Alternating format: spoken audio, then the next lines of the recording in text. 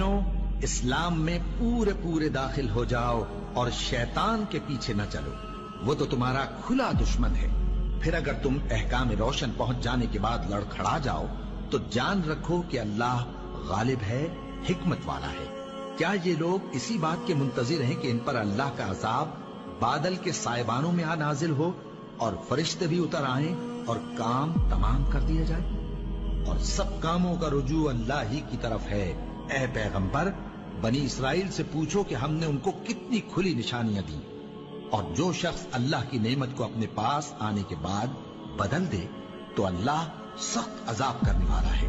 اور جو کافر ہیں ان کے لیے دنیا کی زندگی خوشنما کر دی گئی ہے اور وہ مومنوں سے تمسخر کرتی ہیں، لیکن جو پرہیزگار ہیں وہ قیامت کے دن ان سے اوپر ہوں گے، اور اللہ جس کو چاہتا ہے بے حساب رزق دیتا ہے۔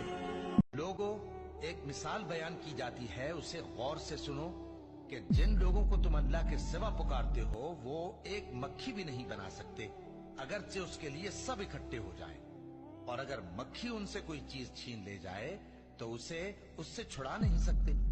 طالب اور مطلوب یعنی عابد اور معبود دونوں گئے گزرے ہیں، ان لوگوں نے اللہ کی قدر جیسی کرنی چاہیے تھی نہیں کی۔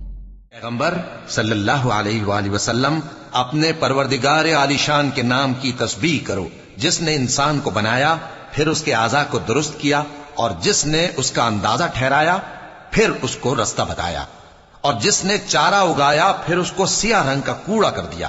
اے نبی صلی اللہ علیہ وآلہ وسلم، ہم تمہیں پڑھا دیں گے، پھر تم فراموش نہ کرو گے، مگر جو اللہ چاہے۔ وہ کھلی بات کو بھی جانتا ہے اور چھپی کو بھی، اور ہم تم کو آسان طریقے کی توفیق دیں گے، سو جہاں تک نصیحت کے نافع ہونے کی امید ہو نصیحت کرتے رہو۔ جو خوف رکھتا ہے وہ تو نصیحت حاصل کرے گا، اور بے خوف بدبخت اس سے کترائے گا۔ جو بڑی تیز آگ میں داخل ہوگا، پھر وہاں نہ مرے گا اور نہ جیے گا۔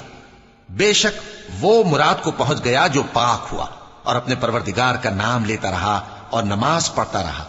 بات یہ ہے کہ تم لوگ تو دنیا کی زندگی کو ترجیح دیتے ہو، حالانکہ آخرت بہت بہتر اور ہمیشہ باقی رہنے والی ہے۔